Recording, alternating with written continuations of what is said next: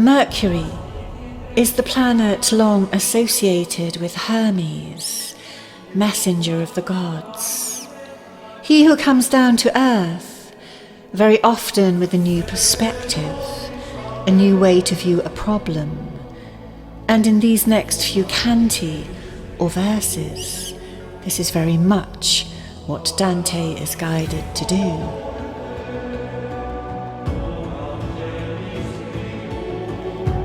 As we entered into that realm, he tells us, I saw my lady so delighted that the planet itself grew brighter.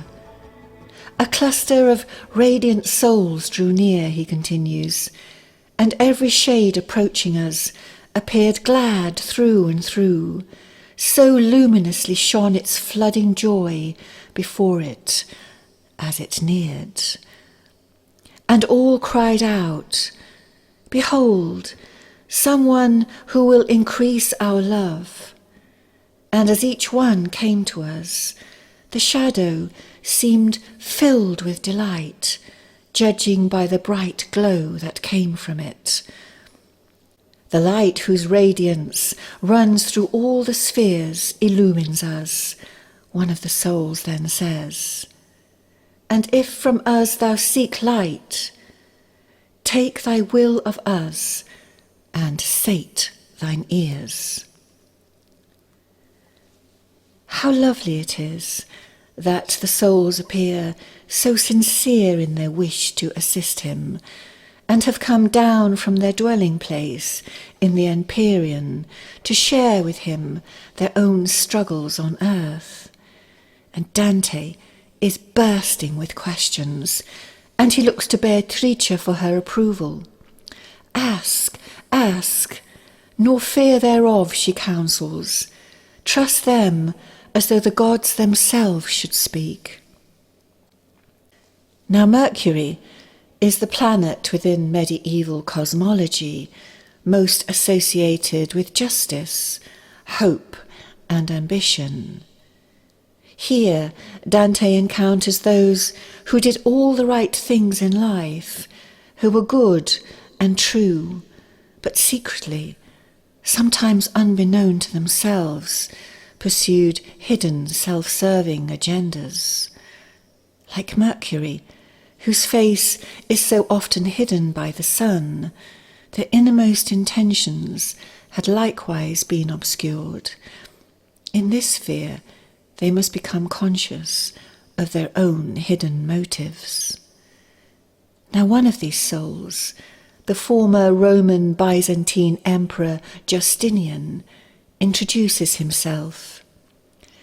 Caesar I was, and am Justinian, indicating that his personality remains, but that his earthly status no longer exists in heaven.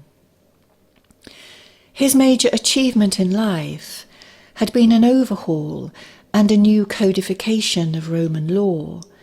He had built churches, dams, bridges and fortifications throughout the empire, culminating with the magnificent rebuilding of the beautiful Hagia Sophia in Istanbul. But he had sought personal acclaim, and his rule was not always wise. It was Justinian who narrow-mindedly closed Plato's academy in Athens in 1529 BC. Yet now free of error, Justinian and his company rejoice in the beatitude assigned to them, says Dorothy Sayers. Dante and Justinian then enter into an extended discourse on a great number of meta-historical and theological themes that ultimately shine new light on some of the great paradoxes of history. Justinian begins poetically with Virgil's Aeneas coming out of Troy, through to the creation and development of Rome and its empire, followed by a great overview of history, all the way down to Dante's own day. But in the end, it's as if this epic tale of empire pales into insignificance when viewed against God's great plan for the soul, which ultimately transcends all.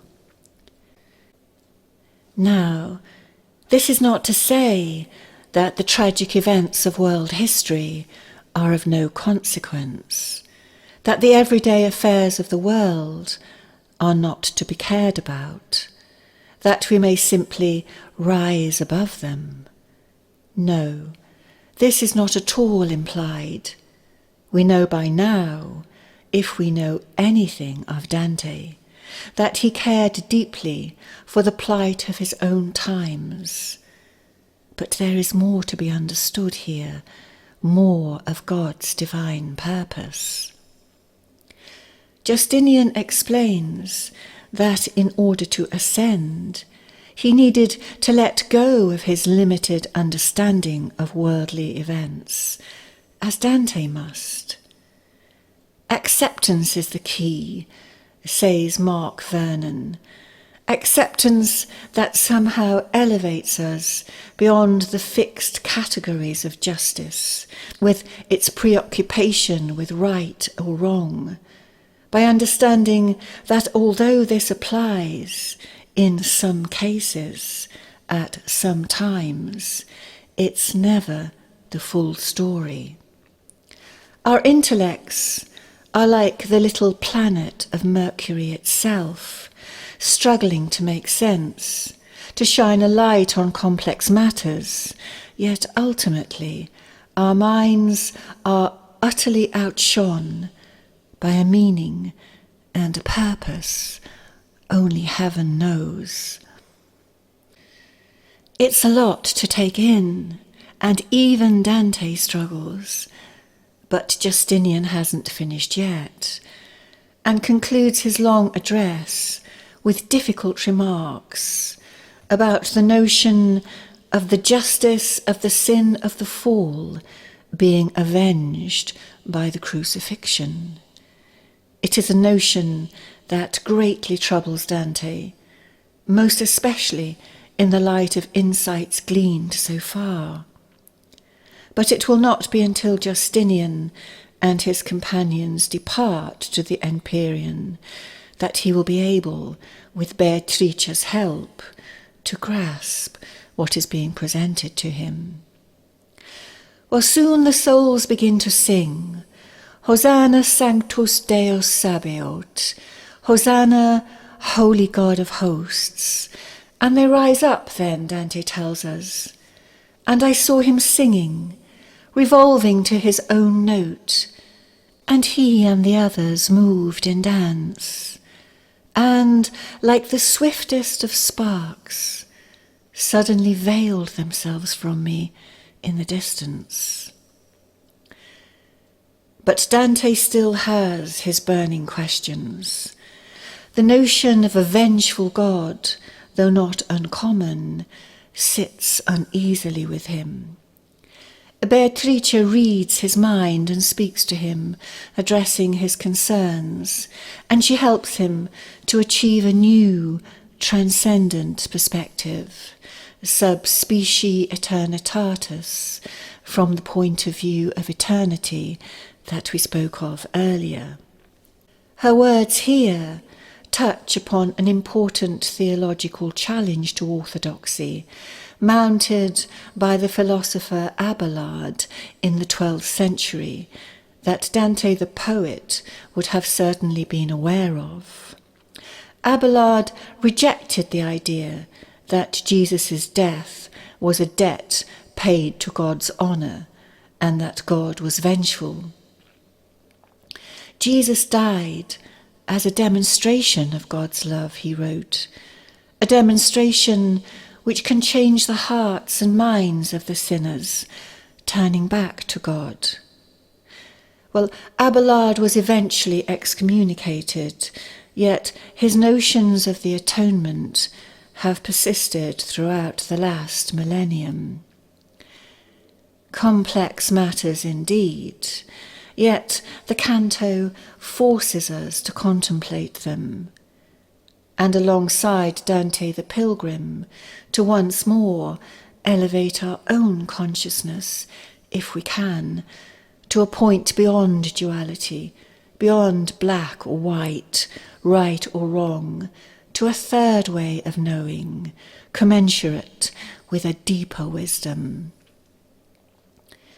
The crucifixion, Beatrice explains, was in the deepest sense an occasion for joy. At the time it was a payment for the fall, and yet on another level it was a monstrous crime, a hideous injustice. So it is with all phenomena of history, writes Helen Luke in her commentary. But in that unimaginable totality which is God, in that core of man which is both wholly human and wholly divine, all suffering becomes innocent, as was Christ's, no longer senseless misery, but as a necessity, part of the way of individuation, self-realization, to which we consent. We know the suffering then as a mercy, a grace, beyond all categories of just or unjust. It's hard to lift the mind out of its preoccupation with historical time, to come anywhere close to the subspecie aeternitatis we have spoken of. Things are clearer perhaps when transposed into a mythological idiom. God gave us free will. In exercising it, Adam and Eve, our prototypes, came into the world of form, of duality, of knowledge of the third dimension, to embark upon the hero or heroine's journey, as Joseph Campbell suggested. The ultimate goal of all such journeys is to return to source, as it were, to come home to heaven, grown wiser by the experience. Inevitably, the journey involves suffering, the disillusion of the ego, and a relinquishment of any notion of omnipotence. This is the dark night of the soul, our own crucifixion, so to speak, that mirrors that of Christ's, and that purifies and redeems our soul.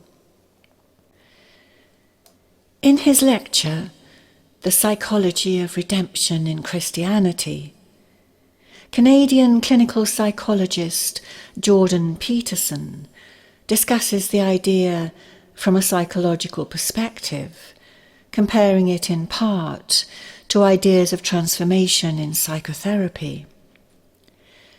I believe that what is outlined in the narrative form in the New Testament is psychologically correct, he says.